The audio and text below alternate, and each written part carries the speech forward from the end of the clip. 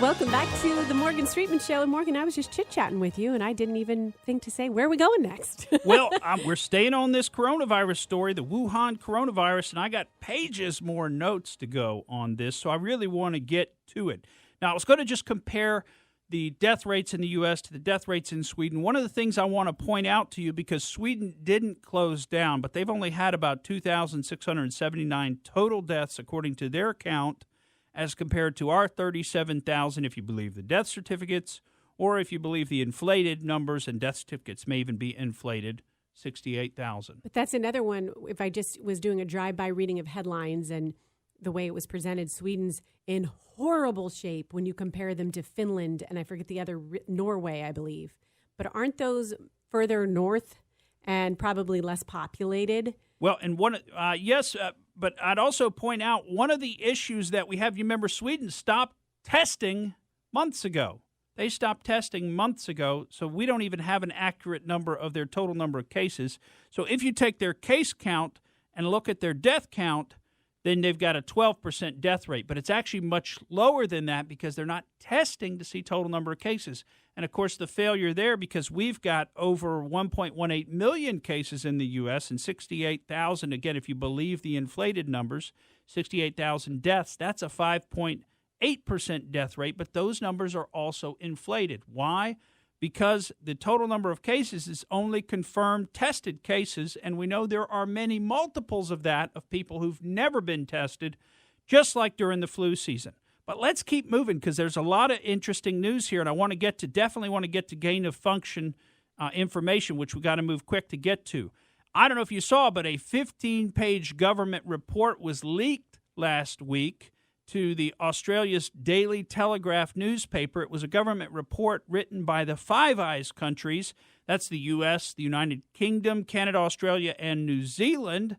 And it covers a number of interesting facts. Big picture, it concludes that the coronavirus came out of that Wuhan Institute of Virology, which is what we've been saying for months now, just using our common sense. We didn't even have to do any research. We just applied some common sense to the situation. But let me run through the key bullet points coming out of this 15-page government report.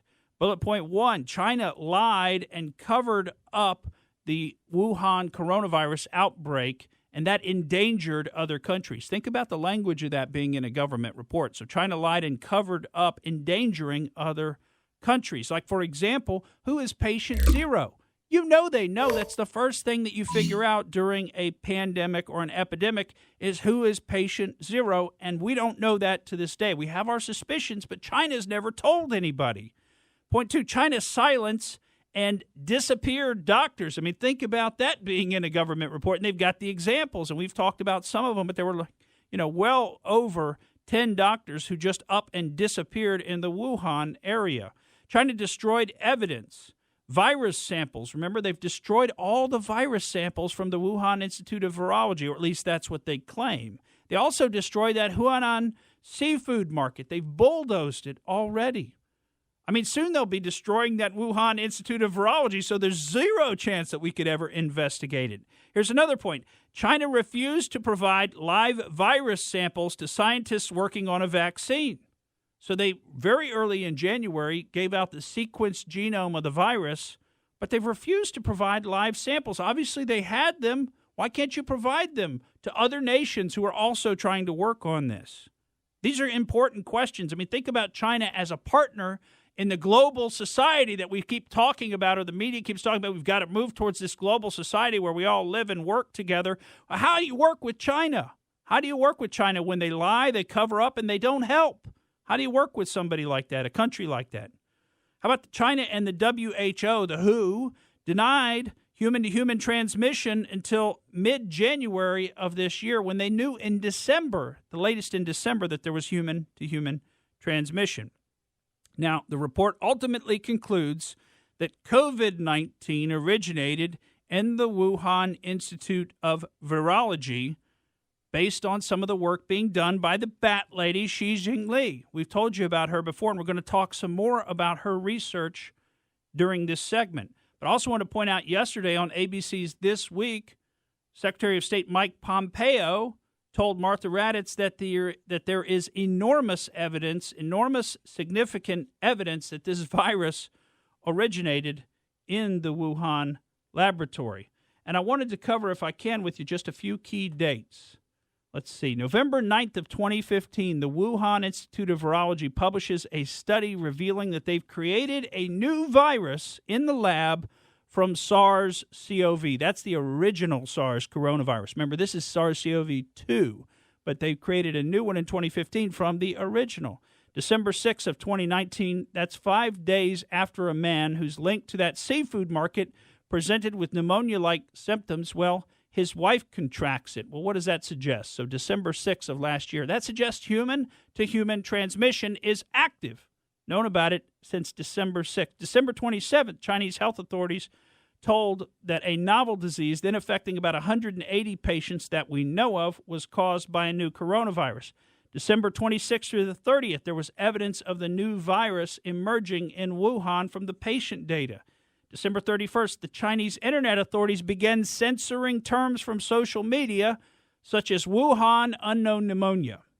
January 1st of this year, 8 Wuhan doctors also warned about the new virus. Well, they were detained on January 1st and condemned by Chinese Communist Party authorities. January 3rd, China's top health authority issues a gag order. January 5th, the Wuhan Municipal Health Commission stops releasing daily updates on new cases. January 12th, a professor in Shanghai has his lab closed by authorities for certification 1 day after it shares the genomic sequence data with the world for the first time. January 14th, the Chinese National Health Commission chief privately warns his colleagues that the virus is likely to develop into a major public health event. So they knew about this early. They don't tell other countries. They don't share the information. They don't share the samples. They don't share the data. January 24th, officials in Beijing prevent the Wuhan Institute of Virology from sharing sample isolates with the University of Texas. February 6th, China's internet watchdog tightens controls on social media platforms and starts to lock down any mention of any kind of Wuhan virus. And then it goes on and on. People start disappearing. Of course, they've been disappearing all along. And there's more dates, but those are some of the key dates that we wanted to cover. Now, this is what I really want to get to, and that's why we're going to keep moving as fast as we can. You know, everybody knows Dr. Fauci, or they think they know Dr. Fauci. And remember, we've brought you some information on Dr. Fauci before. Now, remember, this guy's been the head of the National Institute for Allergy and Infectious Diseases since 1984. That's almost 40 years. That's back since when Ronald Reagan was president of this country, he was named. So this guy is a lifelong government bureaucrat. And you think he's learned how to operate yet? We've shared with you before how much he loves Hillary Clinton. Now, that in and of itself doesn't make him a bad person, but those fawning emails that he sent to Susan Rice and others about Hillary Clinton, or Cheryl Mills about Hillary Clinton, to me indicate somewhat questionable judgment for this guy. You know, it's almost as questionable as Harvard's judgment in giving Jeffrey Epstein a key card to access their building where he had private offices in their school building. Okay, and Harvard's involved in this as well. He accessed those offices dozens of times between 2010 and 2018 after he'd already been in jail for one of his crimes, although he apparently committed many, many more. But here's what I want to get to. The National Institute for Allergy and Infectious Diseases, you know they gave $3.7 million to that Wuhan Institute of Virology for collecting and studying bat coronaviruses? That's called a surveillance study, but they actually they gave the money to collect and study bat coronaviruses between the years 2014 and 2019.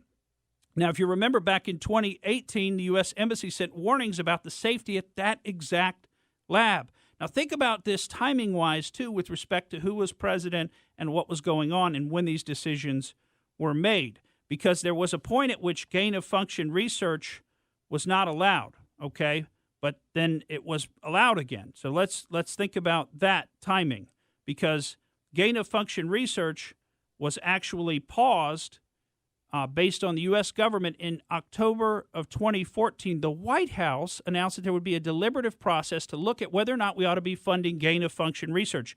Gain-of-function research is an attempt to take a virus and make it more deadly, stronger, and more transmissible, and it's specific to what's called PPPs, or potential pandemic pathogens. So, quote-unquote, for study purposes, we're going to take something that could become a pandemic, and we're going to try to make it more deadly, more transmissible, and stronger so we can study it. And why are we going to do that?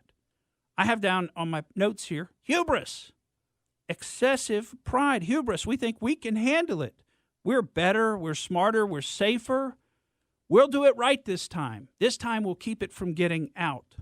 Well, we know that doesn't always work out. Unintended consequences, and pride goeth before destruction, and a haughty spirit before a fall. Now, in 2019, you'll be surprised to know that the federal government committed another $3.7 million. So now we're over $7 million to this Wuhan Institute of Virology in 2019. Now, this is our tax money.